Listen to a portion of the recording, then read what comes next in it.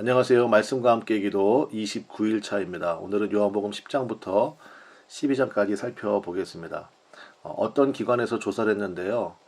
신앙을 갖는데 가장 어려운 점이 무엇입니까? 했을 때 가장 첫 번째로 나온 대답이 부활이었대요. 그만큼 죽은 자가 다시 살아난다는 이 부활을 믿기가 어렵다. 그리고 이 부활 때문에 기독교라는 신앙을 갖기가 어렵다. 그런 조사 결과를 본 적이 있습니다.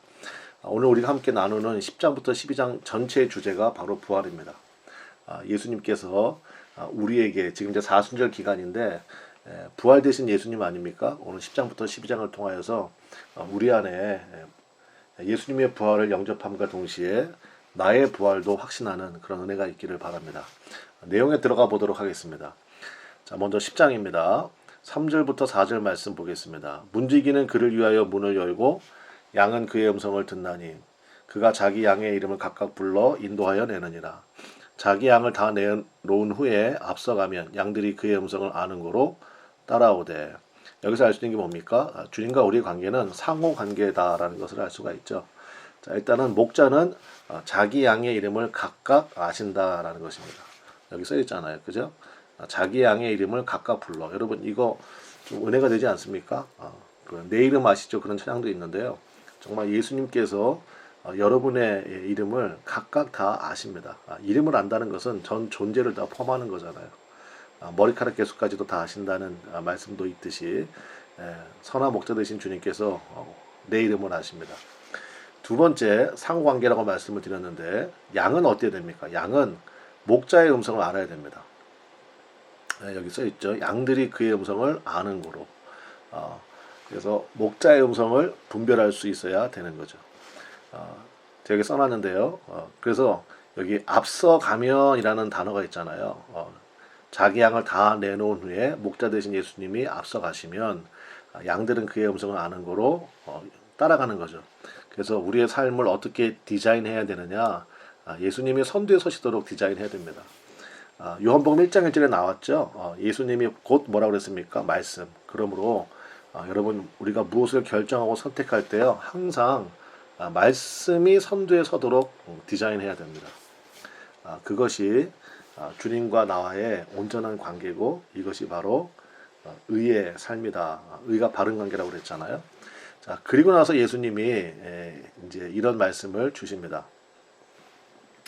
여기 보시면 자, 양의 문 되시고 선한 목자 되신 예수님. 그래서 예수님께서 이제 선언하시는 거죠. 예수님께서 선언하시는 그러한 말씀인데 여기 제가 써놨는데 여러분 야생에서 그러니까 뭐 저는 가본 적이 없지만 아프리카라든지 이런 세렝게티 이런 야생이 있잖아요. 거기서 절대로 볼 수 없는 동물이 바로 뭐겠습니까? 그게 양입니다. 그러니까 양은 홀로 절대로 생존할 수 없는 존재예요. 다른 동물들은 뭐 달리기가 굉장히 빠르다든지 아니면 뭐 민첩하다든지 또 뭐 날카로운 뭐 독을 가지고 있다든지 뭐 이빨을 가지고 있다든지 뭐 이런 게 있을 거 아니에요. 그런데 양은 여러분 아시죠? 아무것도 없습니다. 그리고 시력은요 거의 맹인 수준이래요. 그냥 포동포동 살만 쪄가지고 그러니까 예수님이 우리를 양으로 비유하셨잖아요. 그러니까 우리 힘으로는요 절대로 살아날 수가 없습니다. 생존할 수도 없고 그러니까 자기 힘으로 구원에 이른다. 수양을 하면 된다. 돌을 닦으면 된다. 그러니까 불가능한 얘기입니다. 그런데 6절 7절 볼게요. 그들은 그가 하신 말씀이 무엇인지 알지 못하느니라. 그러므로 예수께서 다시 이르시되. 제가 여기다 명백하게라고 써놨는데 원문에는 이런 뜻이 있습니다.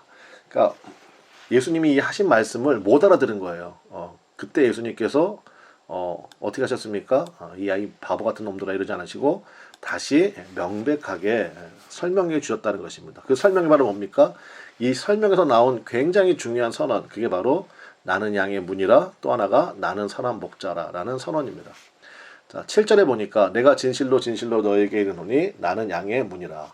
그래서 뭐 여러분 다니다 보면은 양의 문교회, 양문교회 이런 거 보셨죠? 막 여기서 나온 겁니다. 그게 뭐예요? 예수님께서 우리를 안전하게 지켜주신다.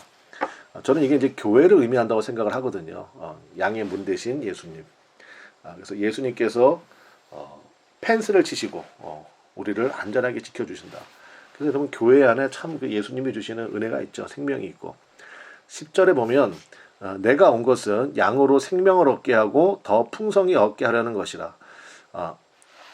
예수님이 오신 목적은 뭡니까? 양으로 생명을 얻게 하고 더 풍성히. 이 풍성이라는 말이 굉장히 중요하거든요. 그래서 그 원문에 보면요, 차고도 넘치도록 약간 이런 뜻이 있어요. 그리고 이제 또 하나의 뜻이 파도란 뜻도 있거든요. 그러니까 파도가 밀려오듯이 계속해서 공급해 주시겠다. 초과하도록 역사해 주시겠다라는 그런 의미가 좀 있거든요. 그러니까 그 정도로 우리에게 생명을 풍성히 주신다는 것입니다. 여러분, 그래서요, 여러분들이 어떤 교제를 했을 때 이걸 한번 기준을 삼아 보세요. 내가 생명을 풍성히 느끼는가? 아니면 어떤 사람하고 한참 교제를 했는데 허탈감만 느끼고 진짜 인생이 허무하고, 여러분 좀 그러면 멀리할 교제권입니다. 그래서 여러분 좀 이렇게 우리가 그런 좀 분별이 좀 있어야 된다고 생각합니다. 근데 여러분 안에 생명이 넘치면요, 여러분이 가서 생명을 전해주시면 되잖아요. 근데 아직은 우리가 그런 단계가 아니다 그러면요, 좀 분별하실 필요가 있습니다. 예수님과 연관이 돼 있으면요, 무조건입니다. 무조건 생명이 풍성히 넘치게 되어 있습니다. 11절, 나는 선한 목자라. 선한 목자는 양들을 위하여 목숨을 버리거니와. 자, 핵심은요, 27절부터 28절이에요. 27절부터 28절인데, 자, 제가 한번 읽어보겠습니다. 내 양은 내 음성을 들으며 나는 그들을 알며 그들은 나를 따르느니라. 내가 그들에게 영생을 주노니 영원히 멸망하지 아니할 것이요 또 그들을 내 손에서 빼앗을 자가 없느니라. 여러분, 이 말씀 꼭 암송하시기 바랍니다. 내 양은 내 음성을 듣고 나는 그들을 알고. 그러니까 마태복음 7장이라든지 예수님의 마지막 심판 보면 내가 너희를 도무지 모르겠다 그러잖아요. 그러면 이제 큰일 나는 거 아닙니까? 근데 예수님의 음성을 듣고 따르는 양을 이제 예수님이 모르신다고 하실 리가 없잖아요. 그러니까 나는 그들을 알고 그들은 나를 따른다. 그들에게 바로 영생을 주고, 그 영생이 뭡니까? 영원히 멸망하지 아니할 것이고, 또 내 손에서 빼앗을 예수님이 지켜주신다는 거죠. 자, 그리고 나서 이제 11장으로 이어지는데, 제가 이제 초록색으로 이렇게 표시를 해놨는데 한번 보십시오. 11장이 죽은 나사로를 살리시는 그 내용이거든요. 그런데 이 죽은 나사로를 살리시는 내용이 뭐냐면, 저기 써놨지 않습니까? 영생을 주시는 선한 목자 되신 예수님에 대한 증명이에요. 예수님이 이제 선언하셨죠. 내가 너에게 생명을 준다. 영생을 준다. 선언하셨고, 그 선언에 대한 하나의 증명 사건이 저는 이 죽은 나사로를 살리시는 사건이라고 생각합니다. 그래서 우리에게 주는 결론이 뭐겠습니까? 내가 나사로를 살린 것처럼 너도 살린다예요. 11가 오늘의 우리의 묵상의 포인트는, 저는 그렇게 생각합니다. 자, 한번 내용을 볼까요? 3절과 4절. 이에 그 누이들이 예수께 사람을 보내어 이르되 주여 보시옵소서, 사랑하시는 자가 병들었나이다. 예수께서 들으시고 이르시되 이 병은 죽을 병이 아니라 하나님의 영광을 위하며 하나님의 아들이 이로 말미암아 영광을 받게 하려 함이라 하시더라. 여러분, 예수님이 특별히 사랑하시는 이 삼남매 가족이었죠. 나사로, 마르다, 마리아. 삼남매 가정이었고, 베단이라고 하는, 예루살렘에서 한 2.5km, 한 3km 정도 떨어져 있으니까 멀지 않은 곳에 있는 이 집을 굉장히 예수님이 자주 들리셨고 사랑하시는 삼남매 가정이었습니다. 근데 여기 보면 이제 그 오빠 나사로가 이제 중병에 들은 거죠. 그래서 사랑하시는 자가 병들었습니다 하고 전가를 보낸 겁니다. 여러분, 그러니까 우리가 신앙생활 할 때요, 이거를 우리가 좀 붙들어야 됩니다. 우리 기도의 포인트가 여기 하나 있다고 생각하는데요. 예수님의 사랑하시는 자가 병들 수 있습니다. 그러니까 저는 그래서 기복주의 신앙이 굉장히 위험하다고 보는 거예요. 예수 믿으면 무조건 병도 나야 되고, 예수 믿으면 무조건 사업도 잘 돼야 되고, 예수 믿으면 무조건 뭐 좋은 회사에 들어가야 되고 합격해야 되고, 그렇지 않다는 거예요. 이거 굉장히 위험한 신앙입니다. 사랑하시는 자가 병들었나이다. 사랑하시는 자가 파산하였나이다. 사랑하시는 자가 낙방하였나이다. 사랑하시는 자가 이혼하였나이다. 그럼 그걸 우리가 받아들일 수 있어야 됩니다. 그런데 그 뒤에 이어지는 말씀이 있죠. 이 병은 죽을 병이 아니라 하나님의 영광을 위하며, 하나님의 영광을 위한 병이 있다는 것입니다. 하나님의 영광을 위한 이런 아픔이 있다는 거예요. 그러면 그것이 하나님의 영광을 위한 것으로 전환되려면 어떻게 해야 되겠느냐, 이제 그 내용이죠. 자, 일단은 이거 하나 짚고 넘어갑시다. 로마서 8장 28절 말씀인데, 우리가 알거니와 하나님을 사랑하는 자 곧 그의 뜻대로 부르심을 입은 자들에게는 모든 것이 합력하여 선을 이루느니라. 자, 요게 포인트입니다. 하나님을 뭐하는 사람? 사랑하는 사람. 그럼에도 불구하고 하나님을 사랑하고, 그럼에도 불구하고 그의 뜻대로 살기를 결심하는 이런 사람들에게 그 병은, 그 파산은, 그러한 아픔은 하나님의 영광을 위하여 쓰임받는 도구가 된다는 것입니다. 그럴 때 모든 것이 합력하여 하나님의 뜻을 이루게 되는 거거든요. 그냥 가만히 있다고 해서 전환되는 것이 아니라 우리에게 그런 믿음을 요구하는 거죠. 자, 그래서 제가 여기 써놨습니다. 너무 늦은 것도 끝난 것도 아니다. 자, 예수님이요, 이제 여러분이 11장 읽어보시면 알겠지만 예수님이 일부러 늦게 오십니다. 여기에 일부러 늦게 오세요. 그리고 17절 보면 예수께서 와서 보시니 나사로가 무덤에 있은지 이미 나흘이라. 나흘은 4일이죠. 그래서 장례식이 다 끝나고요. 이미 무덤에 들어간 지가 사흘이나 됐습니다. 그래서 이제 마르다 마리아 만났는데 마르다하고 마리아가 똑같은 얘기합니다. 21절에 보니까 예수께 여짜오되 주께서 여기 계셨더라면 내 오라버니가 죽지 아니하였겠나이다. 그러니까 원망이죠. 예수님에 대한 원망. 왜 이렇게 늦게 오셨습니까? 뭐 이런 거. 마리아도 똑같이 얘기해요. 32절에 보니까 마리아가 예수 계신 곳에 가서 배웠고 그 발 앞에 엎드려 이르되 주께서 여기 계셨더라면 내 오라버니가 죽지. 그러니까 아마 오빠 죽고 나서 장례식 다 끝나면서 마르다 마리아는요 서로 얼굴 바라보면서 계속 이 얘기만 했던 것 같아요. 예수님이 함께 계셨더라면, 예수님이 함께 계셨더라면. 이에 대한 예수님의 반응을 한번 봅시다. 여러분에게 보여드리기 전에 여러분 좀 예상되십니까? 여러분도 혹시 그런 적 있으세요? 그때 주님이 내 기도를 들어주셨더라면, 왜 주님이 내 기도에 응답 안 하셨나? 그런 적 있으시죠? 저도 있었는데. 자, 33절 보겠습니다. 예수님의 반응입니다. 예수께서 그가 오는 것과 또 함께 온 유대인들이 우는 것을 보시고 심령에 비통히 여기시고 불쌍히 여기사 이렇게 되어 있습니다. 여러분 비통히 여기시고가 헬라어로 엠브리 마오마이라고 되어 있는데 그 뜻이 뭐냐면 경노하시고 제가 좋아하는 NLT 영어 성경에는 a deep anger 이렇게 되어 있습니다. 그러니까 진짜 너무 예수님이 비통히 여기신 거예요. 비통히 여기시고 그 다음에 또 동시에 불쌍히 여기시고가 있죠. 왜냐하면 25절 26절 보면 이제 이 말씀 하시기 전에 25절 26절에 보면 예수께서 이르시되 나는 부활이요 생명이니 나를 믿는 자는 죽어도 살겠고 무릇 살아서 나를 믿는 자는 영원히 죽지 아니하리니 이것을 네가 믿느냐. 저는 이거는 마르다와 마리아에게 하신 말씀이 아니라 나에게도 하시는 말씀이라고 생각합니다. 여러분 정말 이거 믿습니까? 예수님 우리가 믿잖아요. 예수님 믿는 자는 죽어도 살겠고 무릇 살아서 나를 믿는 자는 영원히 죽지 아니하리니. 여러분 우리는 육체만 죽잖아요. 우리의 영원한 죽음은 우리에게 없지 않습니까? 제가 세 가지 죽음이 있다고 그랬죠. 육체의 죽음, 영혼의 죽음, 영원한 죽음. 그러니까 예수 믿는 사람에게 죽음은요 그냥 건널목이에요.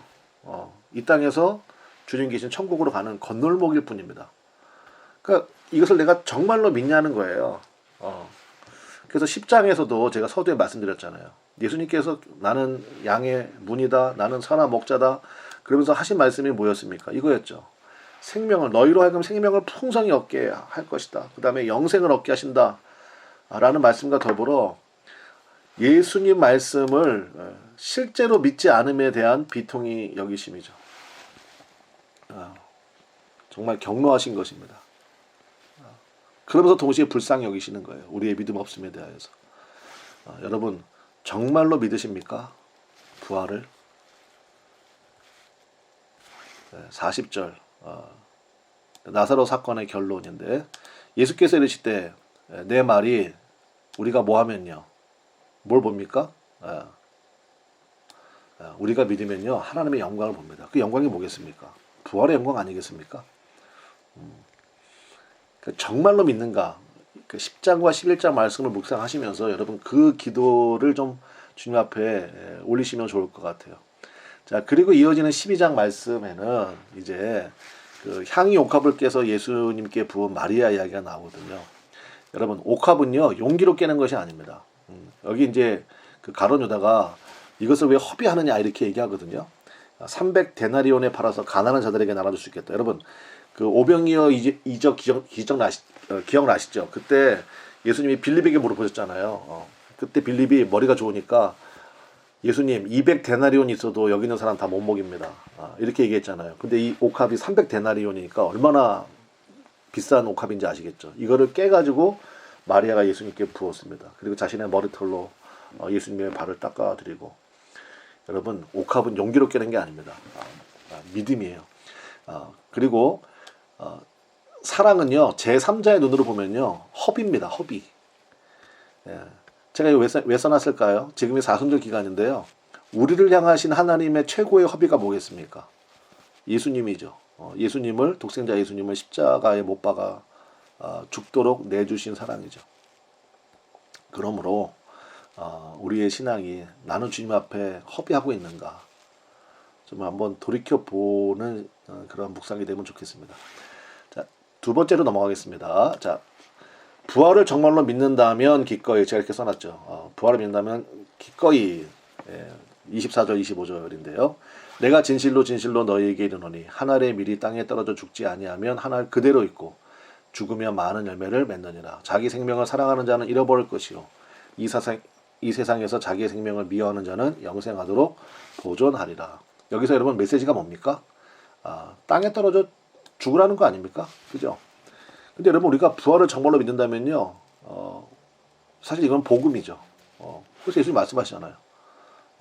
자기의 생명을 사랑하는 자, 어떻게든지 내 생명을 내가 지켜야지 하는 사람은 잃어버리는 거고요. 자기 생명을 미워하는 자, 미워하는 자는 뭐예요? 이 말씀을 믿고요, 주님께 완전히 맡기는 거죠. 여러분 주기철 목사님 아시죠? 주기철 목사님이 그 마지막 순교하시기 전에 마지막 주 설교 제목이 여기였습니다. 본문이. 그 설교 제목은 일사가고. 그리고 나서 이제 주기철 목사님이 이제 마지막 면회를 이제 그 집에 갔다 오라고 했나 봐요. 근데 이제 느낌이 있으시잖아요. 그때 그 사모님이 참 대단하신 것 같아요. 감옥에서 살아나오면 내 남편 아니요 그러셨대요. 대단하시죠. 무엇보다도 그분들은 뭘 믿은 겁니까? 부활의 신앙을 믿은 거죠. 신사참배하고 예수님 부인하고 구차한 목숨 건지지 마시고 내 남편답게 또 산정은교회 목사님답게 주님만 끝까지 바라보고 땅에 떨어져 죽으시라 그 얘기를 하신 거죠. 주기철 목사님도 당연히 뭐 알아들으셨고요. 여러분 우리 10장부터 12장까지 말씀을 통해서 우리 안에 있는 내 안에 있는 정말 영원한 생명을 주신 그 주님을 끝까지 바라보는 부활신앙으로 우리 기도할 수 있게 되시기를 간절히 바랍니다. 우리 내일 또 우리 이 시간에 뵙도록 하겠습니다. 감사합니다.